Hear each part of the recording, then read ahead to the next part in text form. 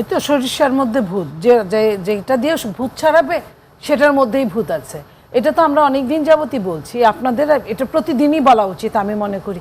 যারা নিজেরা সংস্কারের কথা বলছে তারা কি তাদের যে সম্পত্তি কত, এটার যে জমা দিতে হবে, তাদের নথিপত্র করতে হবে, সেটা তারা এতদিন এমপি মন্ত্রীদের নিয়ে কথা বলছে, তারা কিন্তু ওই যে উপদেষ্টা, তারা কি তথ্য বিবরণী দিয়েছে? তারা কেউই সরকারি কর্মকর্তা কর্মচারীদের নিয়েছেন, সরকারি কর্মচারীদেরকে জোর করেছে। কিন্তু আপনি নিজেরটা না দিয়ে নবীজির এক বাচ্চারে বলছিল যে নিজে আগে নফস ঠিক করে যে আমি গুড় খাবো না, মিষ্টি খাবো না, তুমিও বাবা খাও না, তো ওইটা করতে হয়।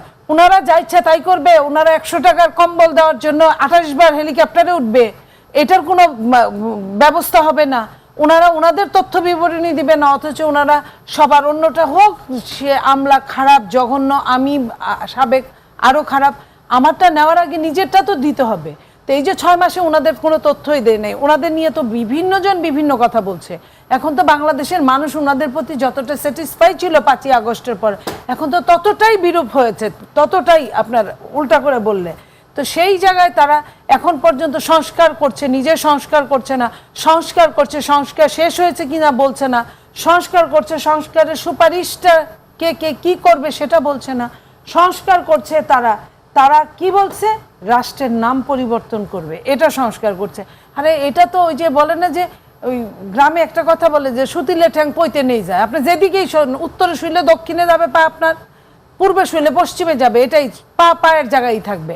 তো সেইখানে তারা যে এই যে রাষ্ট্রের নাম পরিবর্তন করবে, এটা পিপলস রিপাবলিক ইংরেজিতে হয়, বাংলায় যদি গণপ্রজাতন্ত্রী হয়, হ্যাঁ ঠিক আছে, প্রজা ভাব আসে আর রাজা রাজা ভাব আসে নিজেদের যারা ক্ষমতায় থাকে, এটা এক কথায় কেটে দিলেই তো শেষ। এটা নিয়ে তো এত আলোচনার দরকার নাই, দীর্ঘসূত্রিতার দরকার নাই, এটা নিয়ে কেউ খামোশ বলবে না, এটা নিয়ে কেউ এম্বার্গো দিবে না, এটা এক কথায় শেষ। এটার জন্য কিন্তু এমন শ্রুতি মধুর কিছু বলতে হবে, গণজন এইসব আমরা তো যুক্তরাজ্যের কথা জানি, সেখানে তো রাজা আছে, কিন্তু গণতন্ত্রের তো অভাব নাই সেখানে। এটা হচ্ছে যুক্তরাজ্যে, আপনি ধরেন যুক্তরাজ্যের কথা যদি বলেন, আপনার 800-র উপরে আপনার প্রথাগত আইন আছে, যে আইনগুলো কোনো আইনই না, প্রথা থেকে আইন মানা হয়, কনভেনশন থেকে। সেইখানে তারা সেটাকে যে হারে স্যালুট করে, সেটাকে যেভাবে মেনে চলে। আমাদের যে এত সংবিধান বলতেছে মুজিববাদী সংবিধান ভেঙে ফেলো, খেয়ে ফেলো, আবার সংবিধান চেঞ্জ করো, নতুন করে বানাও, কিছুই তো ওদের তো সংবিধানই নাই, অথচ সমস্ত পৃথিবী ওরা চালাইছে বিনা সংবিধানে, বিনা প্রথাগত ব্যবস্থাপনার মধ্যে। আপনার তো 800 850-এর মধ্যে প্রথা আছে, একটা দুইটা না, কিন্তু 850-এর মতো। ধন্যবাদ। আমরা আপনার 11-এর সময়ও কিন্তু কিছু সংস্কার হয়েছিল, সংস্কারগুলো ইমপ্লিমেন্ট কতটুকু হয়েছিল সেটার কথা যদি বলি, আমি একজন নারী, নারীদের একটা সম্ভবত 222টার মধ্যে 41টা বা এরকম আশেপাশে হবে। আমি বলি নারীদের একটা সংস্কার হয়েছিল, গুরুত্বপূর্ণগুলোর কথা বলছি। নারীদের সংস্কার হয়েছিল 2020 নাগাদ, নারীরা 33% নারী রাজনীতিতে অংশগ্রহণ করবে। 2020-এ আসার পরে এমনি কিন্তু স্বৈরশাসক আওয়ামী লীগ, আপনার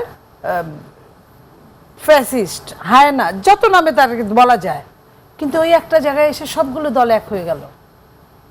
ওটা কিন্তু আর ইমপ্লিমেন্ট হলো না, আবার 25 পর্যন্ত টাইম নেওয়া হলো। এই যে 25 সাল, 25-এ কি হবে? 25-এ তো সরকারই নাই, যা আছে হাওয়া।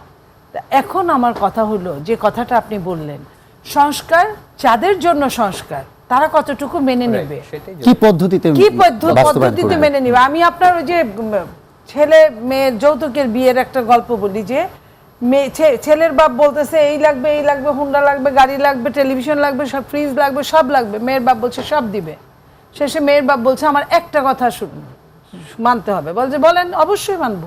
বলে আমি কিছুই দিতে পারবো না। তো এই হলো সংস্কারের অবস্থা। সংস্কারে আপনার যদি রাজনীতিবিদদের সঙ্গে আপনার সম্পর্কটা না থাকে, এবং সব রাজনীতিবিদদের যদি এটার মধ্যে বায়াস না করেন, তাহলে আপনার এই সংস্কার কোনোই কাজে লাগবে না। অর্থ, সময়, সবকিছু আপনার গেল, মেধা সব গেল। এবং দেশের জন্য ভালো একটা সংস্কার, আমাকে আপনি প্যারা দিচ্ছেন, এটাই হলো আপনার বড় দোষ।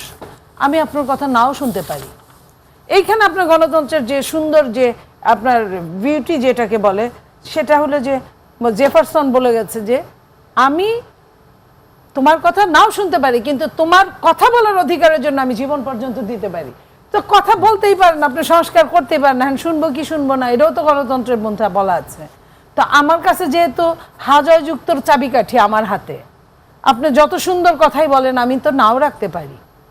আমি বললেই ওটা হবে। আপনি তো ওইখানে 70 অনুচ্ছেদে কতটুকু করবেন, আর আমাকে বাদ দিয়ে আপনি কতটুকু যাবেন, কতটুকু যাবেন, আমি কতটুকু শুনবো আর কতটুকু শুনবো না তার কিন্তু একটা ব্যাপার আছে। সেইখানে আমি বলতে চাই আপনার সাথে সংযোজন করে, বিএনপি আরো 2 বছর আগে যে সংস্কারটা অটো করেছে, বিভিন্ন ঘাত প্রতিঘাতে বিএনপি অনেকজন না একটা বিষয় হচ্ছে আমরা চেষ্টা করেছে। 90 আমরা তো বারবার আমি সেটাই বলছি, লাইনটা শেষ করি। 90 সালের পরে এই যে 31 দফা, জি, সেটাকে ফলো করে যদি সেটার সাথে পরিবর্তন